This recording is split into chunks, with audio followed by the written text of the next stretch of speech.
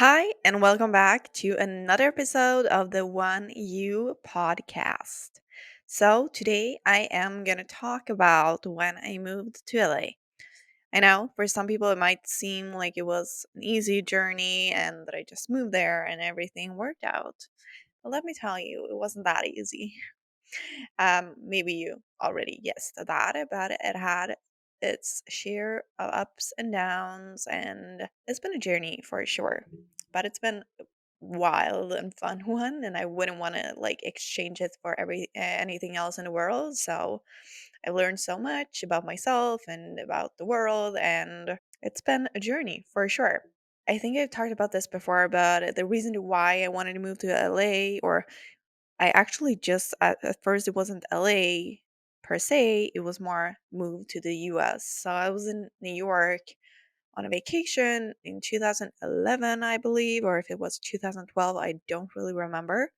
But I was there 2 weeks and I totally fell in love with New York and I wanted to move there so badly. But the thing was that I couldn't really find a school that I liked enough, and I it was so expensive. So I was like, I don't know how I can manage this. And all of a sudden I just like came across UCLA Extension and I was like, wow, this might work out. And LA sounds like it's more of my type of lifestyle because no lifestyle maybe, but more of like my type of weather, and the climate was way better because New York was going to be similar to what we have in Sweden with like the seasons. And I do love the seasons sometimes, but at the same time, I was like, having sun all the time and nice weather year round, that sounds so tempting. So I was like, okay, let's just move to LA and see how I like it there.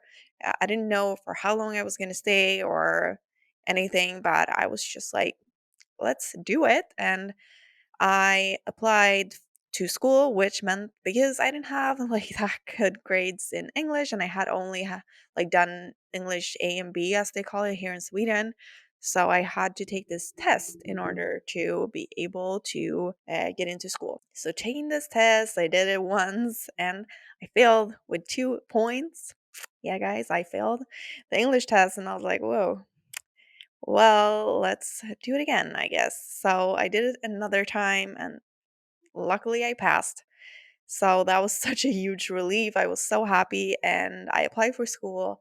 I got in and I decided that I was going to move the 30th of December 2015, and my mom was so upset with me because she didn't want me to go the day before New Year's Eve, and I can kind of understand where she came from, but I had decided to go, so I was just like I told her I'm going to do it. So I did it. We went up the day before because I'm from a super small town. So it's like there's no airport there. And it's like a 3 hour, 3.5 hour drive, I think, to the airport, the closest airport, where you could fly to New York or to LA from. So we went up there the day before. They stayed one night at the hotel with me, my sister, and my parents.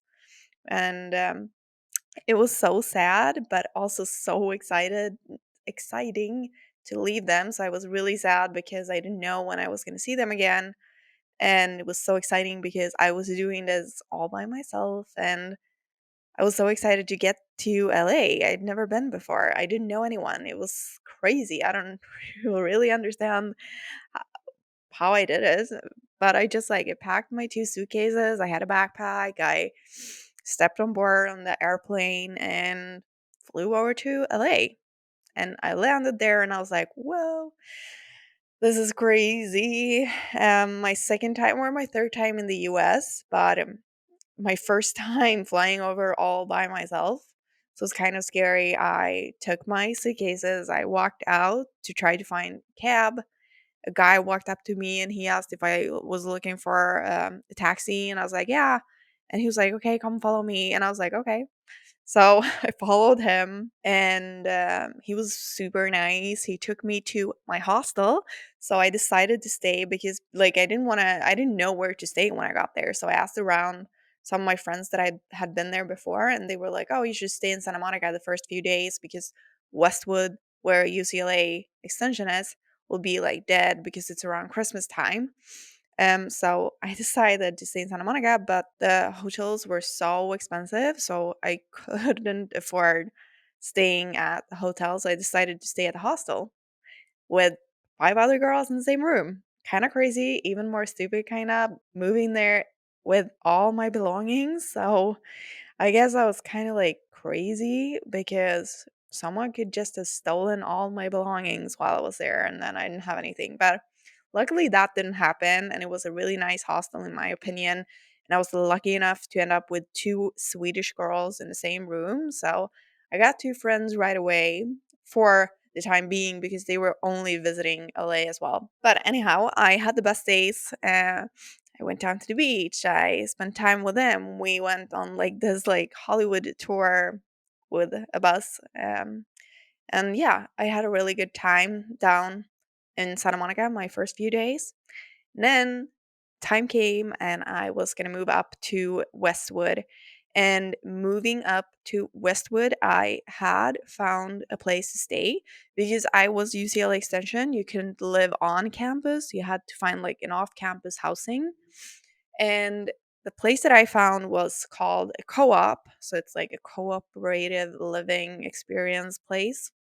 And I don't think I fully understood what I signed up for when I applied, but I got a spot. And when I came there, I was like, so so they like on their site it said that they had like single room, double rooms, and triple rooms. And I thought that you could choose. I was like, I'll just get a single room, of course. Huh, that was not how it works. So I totally misunderstood that. The thing was that you got just like you got put on in a room with either two other people or one other person because it's not until you had stayed there for a long time you could potentially qualify for a single room. So I was not near getting a single room. But I ended up in a double room to start. And then when the process came, when we were going to like switch rooms and all that and choose rooms, I was really lucky. So I ended up in a double room still, and I did not end up in a triple room. So I only had one roommate. It was an experience. That place was not the most luxury place ever. And I'm not a person that is like complaining about stuff like that, but this was dirty. Yeah, it was so dirty. I had a major breakdown when I got there. I called my mom and I cried and I was like, I don't know what I'm doing here. But after a while, when you got to clean your space a little bit and like get your belongings in there, I felt better. It was okay. I don't still to this day don't understand how I was able to live there for 2 years. But the thing was like the main reason was that it was so cheap. So I couldn't find any other place where I could actually afford living because this was like $600 a month with food and living. So, like, the cheapest other options were like $800 only for like a shared apartment. So, and it was a good, like, I had a good time. Like, you got to meet a lot of other students and you made a lot of friends there. So, it was awesome. It was just like a really different experience, but it was a good one. So, I guess that's a part of being a college student. I was just a little bit older than most people, but that's because I didn't decide to move earlier. And I kind of regret it at the same time I don't because I have a lot of great things that I got done in Sweden before I moved over to LA. But anyhow, I stayed there for 2 years and I studied at UCLA Extension and it was so great. I had the best experience at UCLA Extension. You got like to learn from teachers that are working in the industry. I love the UCLA campus. I just love spending time there still. The campus is so beautiful and their track is awesome. So now my cousin is there, so I'm going to be spending some more time there again and I'm super excited about that. But after staying at the co-op for 2 years, I got this movie job that I think a lot of you guys know about.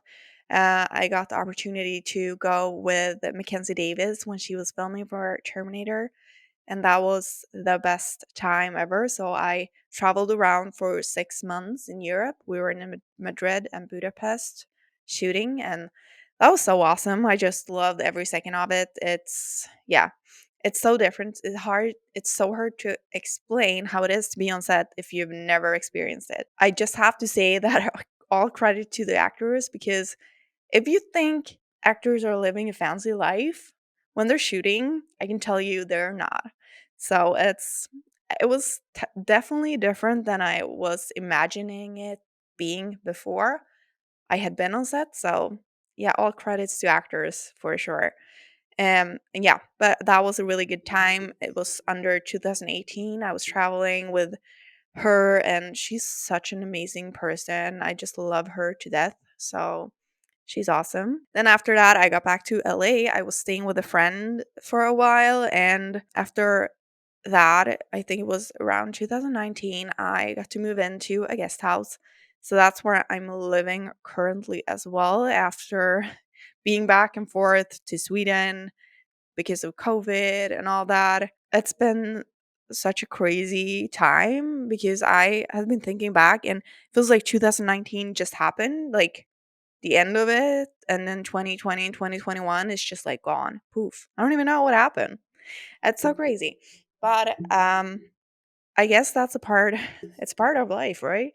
Everybody has had the same experience, so it's not only me. But it's just weird because I spent so much time in LA when I was studying. So that was 2016, 17. And then I was traveling a lot during 2018. I was back 2019. But then 2020 and 2021, I did spend some time in LA when I was still studying. But then I was like back and forth from between Sweden and there. And I was mainly in Sweden from fall 2020 to fall 2021. And that was different. It was nice to be here to be with family because it was really a time to connect with family again for sure. But so that was a blessing for me, I guess. Like, or I guess I think I feel like that was a blessing to be able to spend more time with my family for a little bit because now I'm going back and I'll be there for a while, and I'm super excited for that because now I'm really gonna try to build like up my credibility as a trainer, and as like I'm gonna build my life over in LA, which is exciting because that's where I want to be.